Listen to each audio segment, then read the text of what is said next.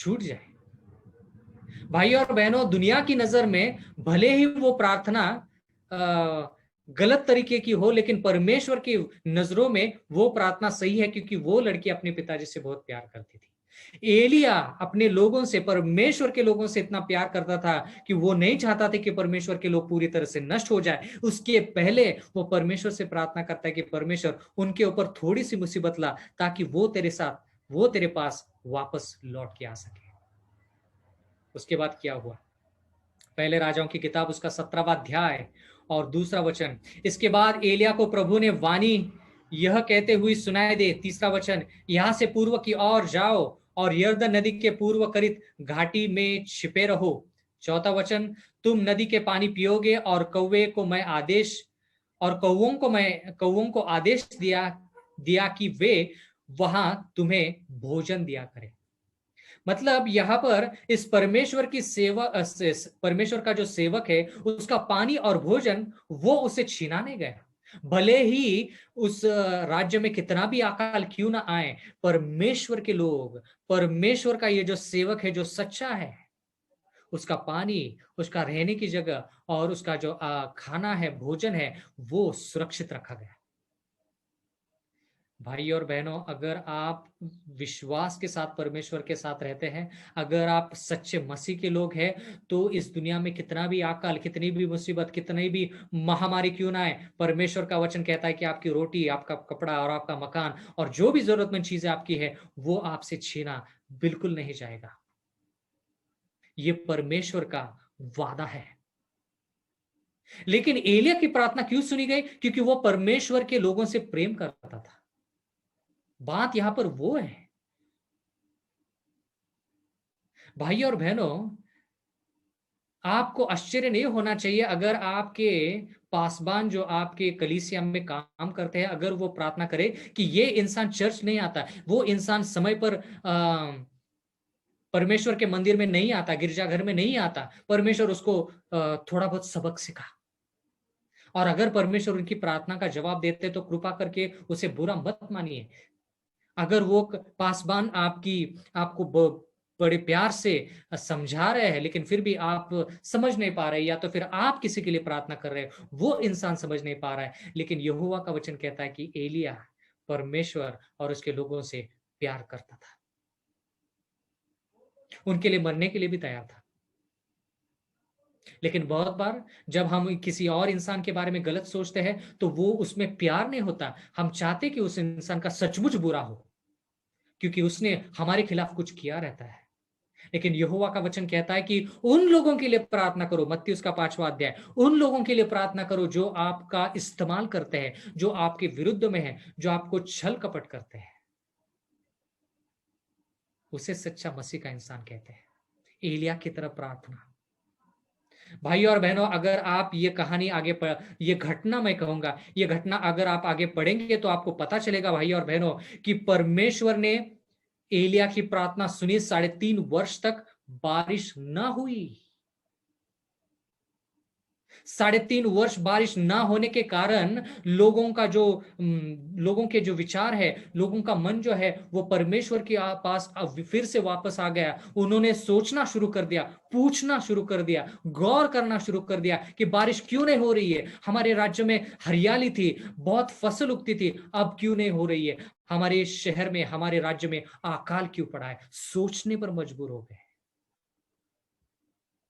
बाद में यहोवा का पवित्र आत्मा उनसे कहने लगा, और प्रायश्चित करने के बाद वो लोगों ने जाना कि हम परमेश्वर से दूर होकर बाल देवता के पीछे पड़े हैं, इजबेल रानी का जो देवता है उसके पीछे पड़े हैं, और हमने परमेश्वर की बात नहीं सुनी, इसलिए परमेश्वर ने हमसे मुंह फेर रखा है।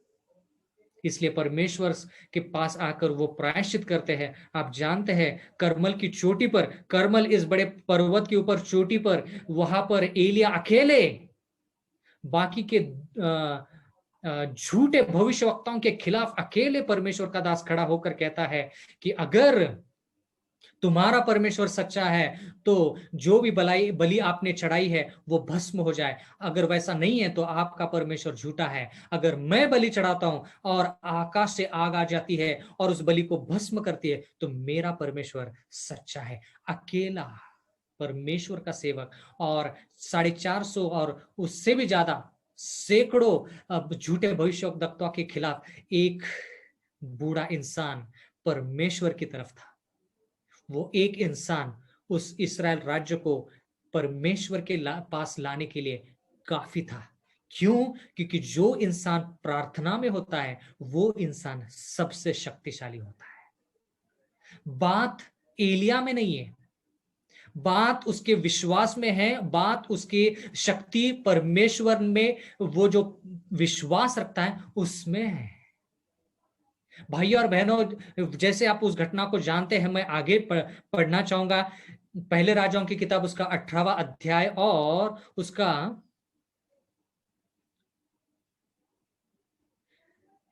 41वां वचन।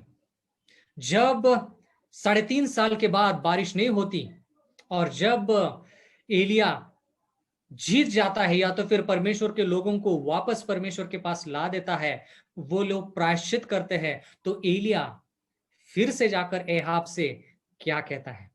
पहले राजाओं की किताब उसका 18वां अध्याय और 41वां वचन। एलिया ने आहाब से कहा, आप खाने पीने जाइए क्योंकि भारी वर्षा की आवाज आ रही है।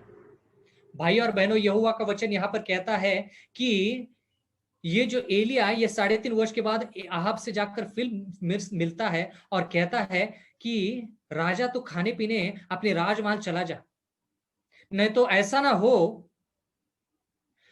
कि बारिश की वजह से तू राजमहल न जा सके, इसलिए तू जल्दी अपने राजमहल जाकर आप खाना पीना शुरू कर, क्योंकि मैं भारी वर्षा की आवाज मुझे आवाज सुनाई पड़ती है, भारी वर्षा की आवाज मैं सुन रहा हूं। 42वां वचन।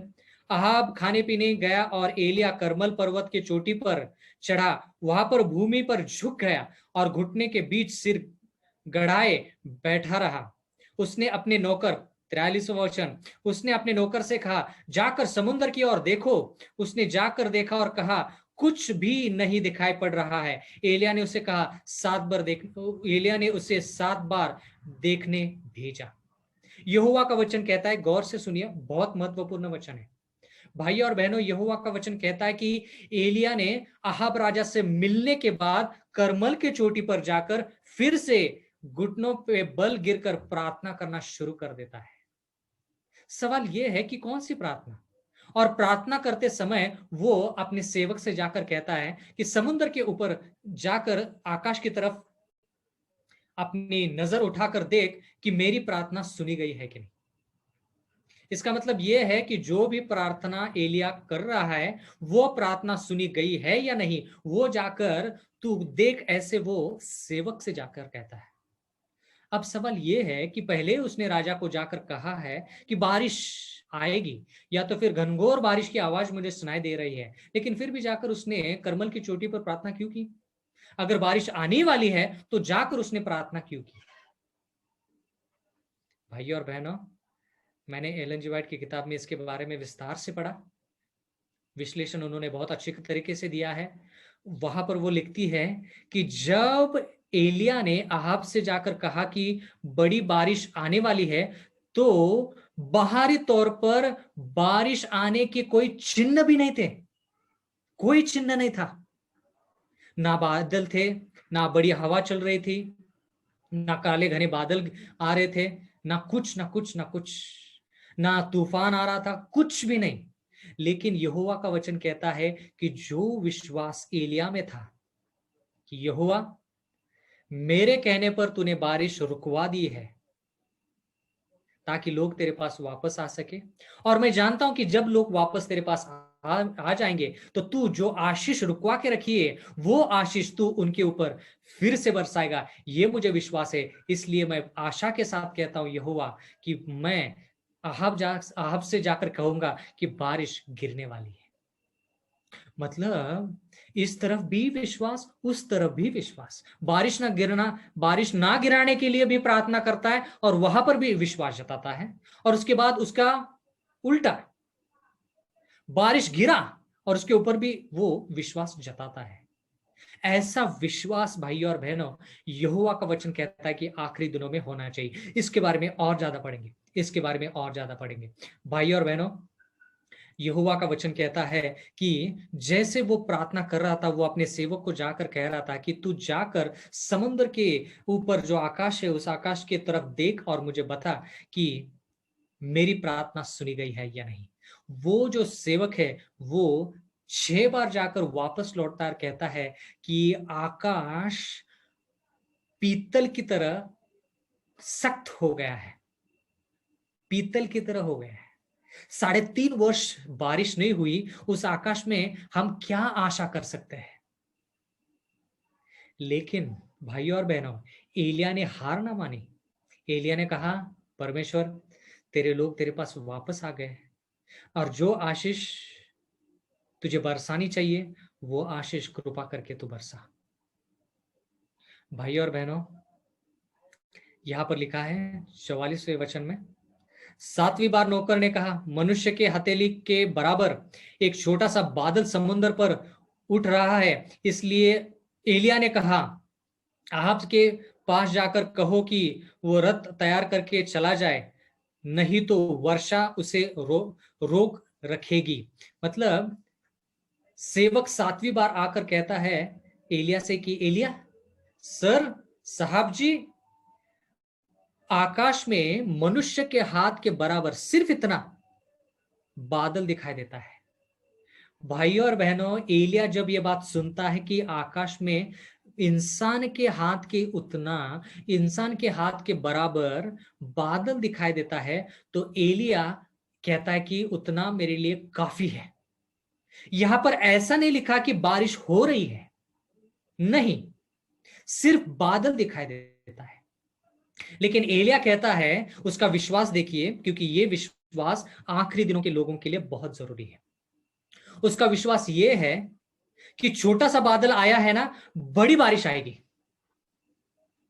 फिर से दोहराऊंगा, एलिया कहता है कि मनुष्य के हाथ के बराबर अगर बादल दिखाई दे रहे हैं ना, भले ही बारिश अभी ना हो, लेकिन मैं जानता हूं कि उस छोटे से बादल में मैं बड़ी बारिश देख रहा हूं, घनघोर बारिश देख रहा हूं, और वो बारिश जरूर होगी। राजा से जाकर के, नौकर से कहता है कि राजा से जाकर के कि वो रथ जुताकर अपने अपने राजमहल चला जाए, ऐसा ना हो कि बारिश उसे रुकवा दे। भाई और बहनों, गौर से सुनिए, गौर से सुनिए। एलिया का विश्वास क्या है? छोटा सा बादल आया ना, इतनी बड़ी बारिश होगी, उतनी बड़ी बारिश जितने 3.5 साल में नहीं हुई थी। उसे कहते हैं छोटी सी बात में इतना बड़ा विश्वास जताना। उसने बारिश होने तक नहीं रुका। नहीं, एलिया बारिश होने तक नहीं रुका। उसने नहीं कहा कि बारिश के थोड़े बूंदे गिरने दो, बाद में मैं विश्वास करूंगा कि यहोवा ने मेरी प्रार्थना सुनी है। बिल्कुल नहीं। एलिया ने ऐसे ने कहा कि घनघोर बारिश होने दो, तब जाकर मैं मानूंगा कि परमेश्वर ने मेरी प्रार्थना सुनी है। बिल्कुल नहीं। जैसे उसने विश्वास रखा कि हरियाली है, लेकिन फिर भी मैं विश्वास करता हूं कि अकाल आएगा, बिल्कुल वैसे ही अकाल आने के बाद उसने सोचा, उसने पढ़ा, उसने जाना, विश्वास किया कि छोटा सा बादल आया ना, वो मेरे लिए काफी है, बारिश जरूर होगी। अब मैं ये मेरी निजी गवाही के तौर पर आपको और अच्छी तरीके से समझाना चाहूंगा। पुणे शहर में मैं रहता हूं और मेरी सेवकाएं जो है वो पुणे शहर में है, और ये 2015 की बात है। 2015 में मैंने परमेश्वर से प्रार्थना की कि परमेश्वर, पूना शहर काफी बड़ा है और एक जगह से दूसरी जगह जाने के लिए काफी तकलीफ हो जाती है। मैं सिटी बस पकड़ के कब समय पर पहुंचूं, कब मैं परमेश्वर आपका वचन लोगों को समय पर पहुंचाऊं, बहुत दिक्कत होती है। कृपा करके मुझे एक पुरानी गाड़ी, 10-20 हजार की पुरानी गाड़ी अगर मिल जाए तो बहुत अच्छी होगी, बहुत मेहरबानी होगी परमेश्वर। मैंने परमेश्वर से प्रार्थना की। गौर से सुनिए गवाही। कोई इंसान आकर मेरे सामने एक चेक के ऊपर दस्तखत करता है और कहता है कि भाई शैलेश, ये आपके गाड़ी खरीदने के लिए है। मैं तो बहुत आश्चर्य हो गया।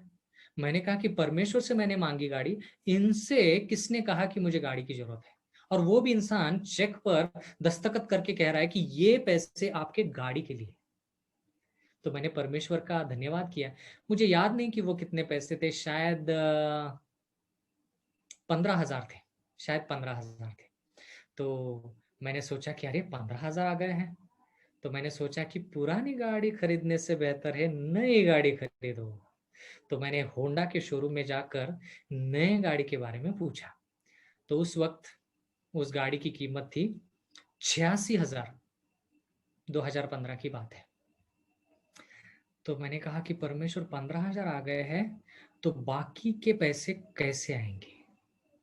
भाई और बहनों, गौर कीजिए, विश्वास। मैंने विश्वास से प्रार्थना की और परमेश्वर से कहा 86,000 की गाड़ी की कीमत है, 15,000 आ गए ना, बाकी के 70,000 जरूर आएंगे। बाकी के 70,000 जरूर आएंगे। और वो 70,000 जो रुपए है वो इकट्ठा करने में कुछ समय लगा, तुरंत नहीं मिले मुझे। लेकिन उस 15,000 में मैंने बाकी के 70,000 देखे और सब कुछ पैसे इकट्ठा करके मैंने होंडा के शोरूम में जाकर नई गाड़ी खरीदी, बिना किसी कर्जे के। भाई और बहनों, एलिया ने छोटे से बादल में बहुत बड़ी बारिश देखी। मैंने 15,000 में 86,000 देखे। और वो गाड़ी इतनी आशीष भरी गाड़ी है कि अभी तक उसको कोई तकलीफ नहीं है। मैं ये क्यों कह रहा हूं? क्योंकि यहोवा का वचन एक है, लेकिन वो हमें निजी तौर पर उसका अनुभव करना पड़ेगा। हमारा विश्वास क्या है? बारिश गिरने दो, तब मैं यकीन करूंगा कि मेरी प्रार्थना सुनी गई है। उसे विश्वास नहीं कहते। बारिश गिरने के बाद कोई भी विश्वास रखेगा। लेकिन एलिया का विश्वास क्या है? हाथ के बराबर बादल आए हैं ना, उस बादल में उसने बहुत बड़ी बारिश देखी। बहुत बड़ी बारिश देखी। भाई और बहनों, यहोवा का वचन कहता है कि एलिया ने सिर्फ एक बार प्रार्थना नहीं की। अगर एलिया एक बार प्रार्थना करके रुक जाता तो क्या हो जाता? भाइयों और बहनों, आपको प्रार्थना उस वक्त तक करनी है जब तक आप परमेश्वर के दिए हुए वचनों पे ऊपर नहीं चलते, तब तक आपको परमेश्वर के सामने गिड़गिड़ाना होगा। अब ये बातें हो गई संसारिक तौर पर कि हमें ये चाहिए, वो चाहिए, वो चाहिए, लेकिन परमेश्वर का वचन कहता है कि हमें पाप के ऊपर विजय हासिल करनी होगी। वो कैसे करेंगे? आशीष पाना एक बात है, लेकिन पाप के ऊपर विजय हासिल करनी होगी, क्योंकि यहोवा का वचन कहता है कि 22 अक्टूबर 1844 ईस्वी सन से न्याय शुरू हो चुका है। और वो न्याय जो है, जो मरे हुए लोग हैं उनसे शुरू हुआ है, और बहुत जल्द जो लोग जीवित है उनसे वो न्याय शुरू हो जाएगा।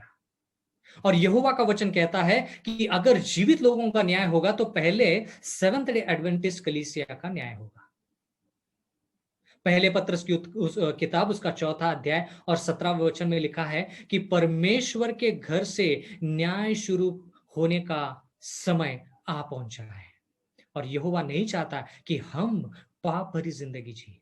भले ही आप और हम कितना भी पाप क्यों ना कर चुके हो, लेकिन हमें आशा यह है कि यीशु मसीह की मदद से हम हर एक पाप के ऊपर विजय हासिल कर सकते हैं। और उसका अंदाजा हमें शब्द से मिलता है। यहोवा हमें शब्द क्यों देते हैं हर सप्ताह? ये बताने के लिए कि यहोवा हमें ये बताना चाहते हैं कि मैं इस सप्ते का एक दिन अगर पवित्र कर सकता हूं, तो मैं पूरी जिंदगी, मैं आपकी और मेरी जिंदगी, यहोवा कहता है आपकी मेरी जिंदगी वो पूरी तरह से पवित्र कर सकता है। एक दिन पवित्र कर सकता है तो पूरी जिंदगी पवित्र कर सकता है। वो उसकी एक झलक है। इसलिए ये शब्द जो है वो बहुत महत्वपूर्ण है। इस शब्द के जरिए हम परमेश्वर से प्रार्थना कर सकते हैं कि परमेश्वर, जैसे तूने लोगों को शारीरिक तौर पर चंगाई दी, मुझे रूहानी तौर पर चंगाई दे, ताकि मैं दोबारा पाप ना करूं। और अगर एक दिन आप बिना पाप की जिंदगी जी जाते हैं, जी सकते हैं, तो आपको उस एक दिन में पूरी जिंदगी देखनी है। अगर एक दिन में पवित्र रह सकता हूं परमेश्वर की मदद से ही, खुद के बलबूते पर नहीं, परमेश्वर की मदद से अगर मैं एक दिन पवित्र रह सकता हूं तो पूरी जिंदगी पवित्र रह सकता हूं, क्योंकि यीशु मसीह उन लोगों को लेने के लिए आ रहे हैं जो पवित्र जिंदगी जीना चाहते हैं। भले उन्होंने पाप किया है लेकिन पवित्र जिंदगी जी रहे हो। भाई और बहनों, यहोवा का वचन कहता है कि एलिया ने एक बार ने, दो ने, तीन ने, चार ने, 7 बार, बात यहां पर कितने बार प्रार्थना करने की नहीं है। अगर एलिया को 20 बार, गौर से सुनिए, अगर एलिया को 20 बार प्रार्थना करने के बाद भी वो बादल नहीं दिखा देता तो एलिया फिर भी 21 बार प्रार्थना करता। समझ में आ रही है? ये बातें हमारे लिए बहुत बहुत महत्वपूर्ण है। जब मैं छोटा था तब मैं हिंदी में मैंने एक कविता याद करवाई थी। कोशिश करने वालों की हार नहीं होती, कोशिश करने वालों की हार नहीं होती।